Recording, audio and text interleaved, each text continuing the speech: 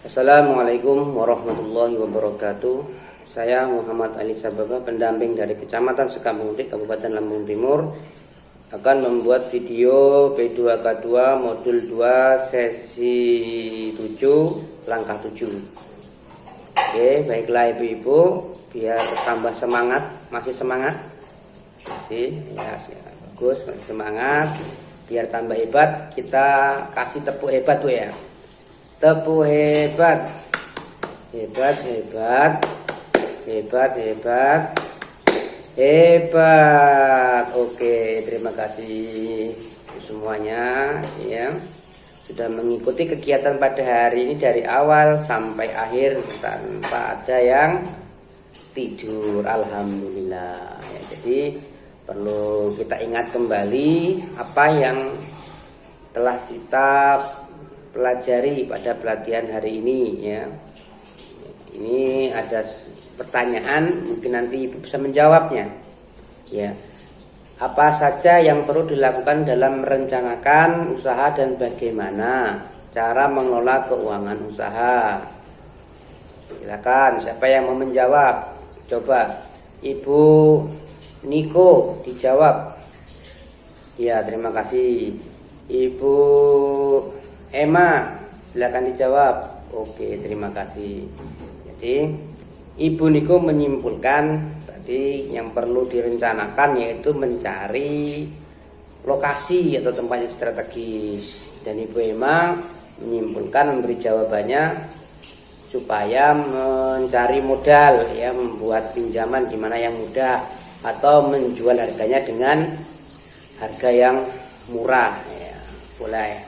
Ya, untuk itu, untuk melengkapi semua jawabannya ya, yang kita pelajari pada hari ini, mari kita bersama-sama lihat video berikut ini.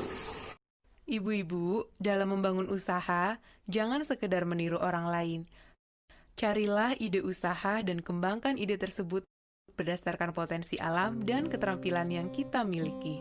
Cari tahu tentang apapun yang berhubungan dengan ide usaha kita, sehingga kita bisa menilai apakah ide itu layak dijalankan atau tidak. Kemudian rencanakanlah keuangan usaha. Kita perlu menghitung dan mencari sumber modal awal dan menghitung perkiraan pengeluarannya. Jangan lupa memasarkan usaha kita. Jualah barang dengan kualitas lebih baik dibanding barang sejenis yang ada. Cari tempat usaha yang strategis, berikan harga yang bersaing, dan berikan promosi yang menarik. Kelolalah keuangan usaha kita, sisihkan uang untuk modal usaha terlebih dulu, baru belanja kebutuhan keluarga. Buatlah catatan kas harian dan arus kas secara rutin. Nah, ibu-ibu, selamat mencoba. Semoga berhasil. Oke ibu-ibu, tadi sudah kita saksikan bersama video ya. Dapat disimpulkan dari tampilan yang kita lihat tadi bahwa dalam berusaha, dalam memulai usaha, kita jangan hanya meniru usaha ya. Jadi diusahakan mencari ide usaha sendiri ya, dengan mempertimbangkan potensi alam sekitar serta potensi diri kita yang kita miliki itu apa. Kemudian kita rencanakan mencari modal ya, mencari modal dari mana. Kemudian setelah kita dapatkan modalnya, kita juga bisa membeli barang atau menjual barang dengan kualitas yang lebih tinggi. Walaupun untuk barang itu sejenis di pasaran, tapi kita bisa menjualnya dengan kualitas yang tinggi ya, dan dengan harga yang bersaing tentunya ya. Setelah itu kemudian bisa kita juga mencari tempat yang strategis ya, mungkin yang mudah diakses.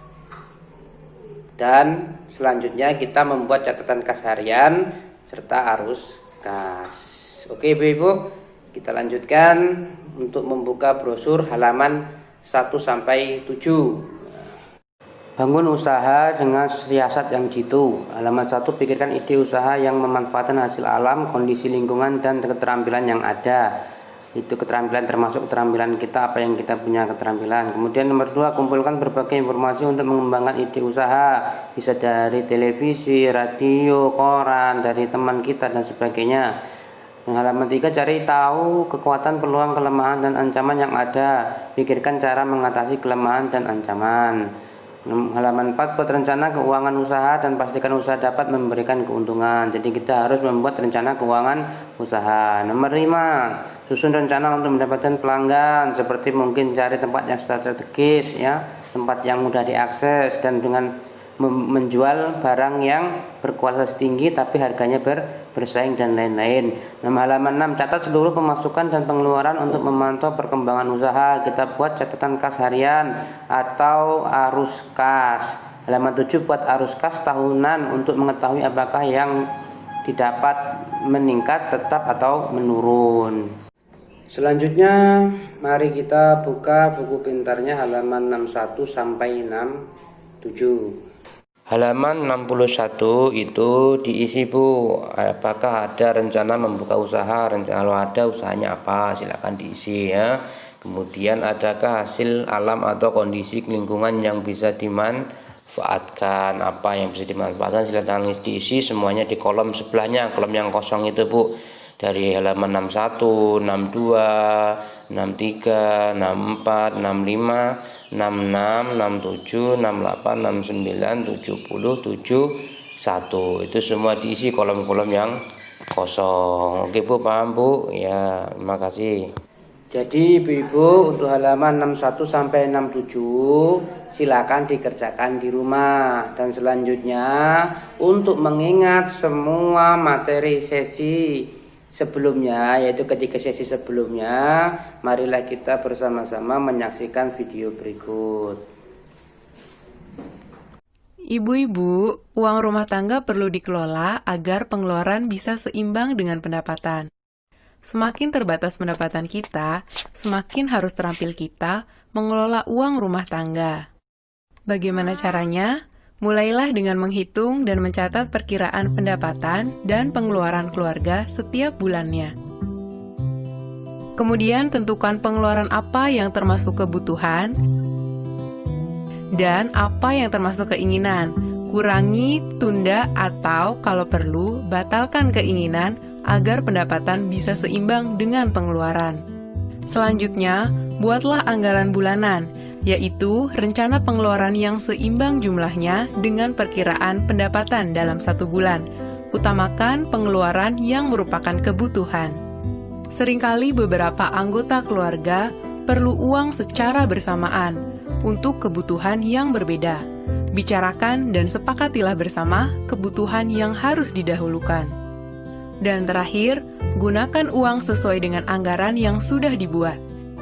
Kita bisa memakai sistem amplop dan membuat catatan kas harian untuk mengendalikan pengeluaran.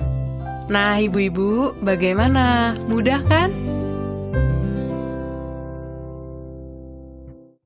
Ibu-ibu, keadaan darurat bisa datang setiap saat dan biasanya perlu banyak uang untuk mengatasinya.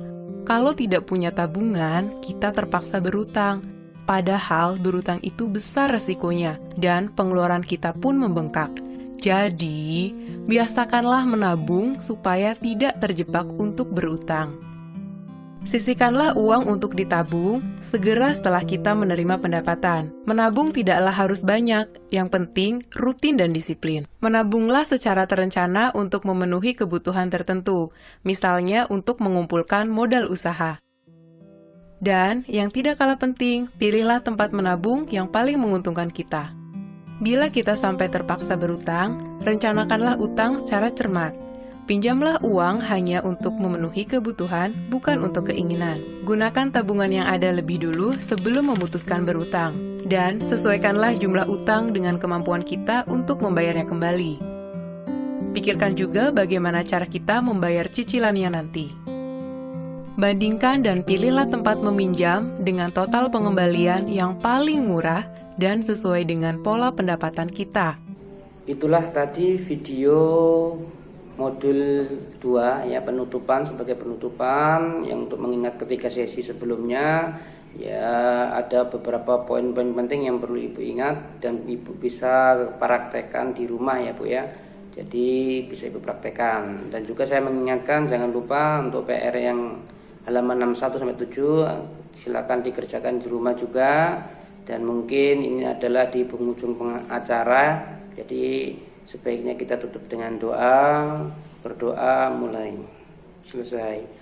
Oke, terima kasih kepada ibu-ibu atas partisipasinya, atas kedatangannya. Semoga pertemuan ini bisa bermanfaat bagi kita semua. Dan sampai jumpa lagi di bulan berikutnya, yaitu bulan depan di kediaman Bapak Aan pagi jam 9 tanggal 1 ya, hari Rabu. Jadi dengan modul 3 kesehatan dan gizi. Mungkin itu saja ibu-ibu. Sekali lagi saya ucapkan terima kasih. Saya tutup. Wassalamualaikum warahmatullahi wabarakatuh.